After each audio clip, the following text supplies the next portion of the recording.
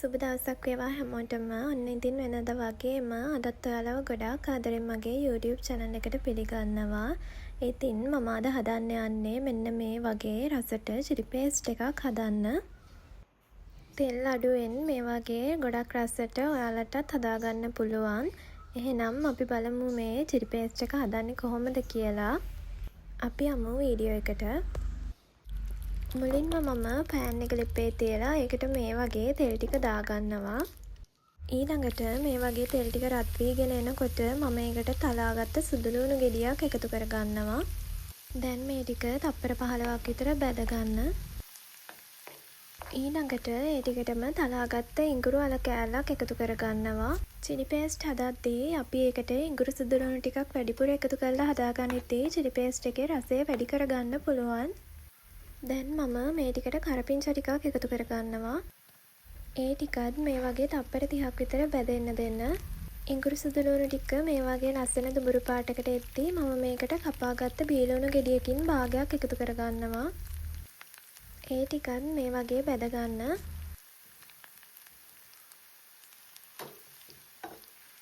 හරි, දැන් අපේ ඉඟුරු සුදු ලුණු ටික බැදිලා ඉවරයි.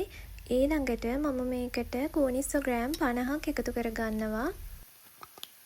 හොඳින් සෝදලා වැලි ඉවත් කරලා අරගන්න.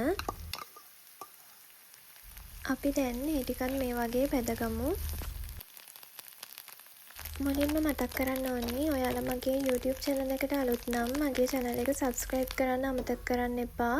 මොකද ඉස්සරහට අලුත් recipes ගොඩාක් ගේන්න බලාපොරොත්තු වෙනවා. හරි, දැන් මේ කෝනිස්සෝ ටික හොඳට බැදලා තියෙන්නේ. අපි දැන් මේකට කෑලි මිරිස් ටික දාගමු.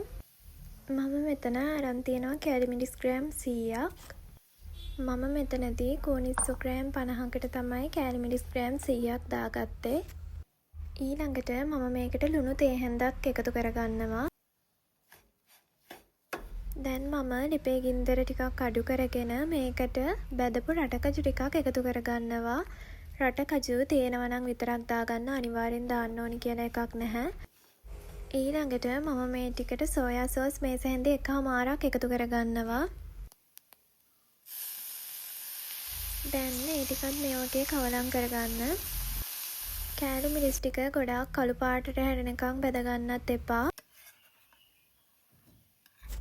දැන් මම මේකට තක්කාලි සෝස් මේස හැන්දේ 4ක් 5ක් වගේ එකතු කරගන්නවා.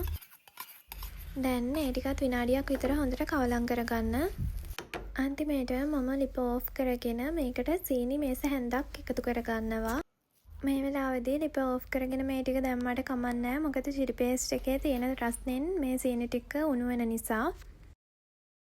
හරි, මම දැන් chili paste එක හදාගෙන ඉවරයි. ඉතින් මෙන්න මේ වගේ තමයි තියෙන්නේ. මේක නිමුණට පස්සේ තව ටිකක් තෙත ගතියකට එනවා. අර සීනි ටික දිය වුණාට පස්සේ. ඉතින් මේක මේ විදිහට හදලා සතියක් දෙකක් වුණත් තියාගන්න පුළුවන්.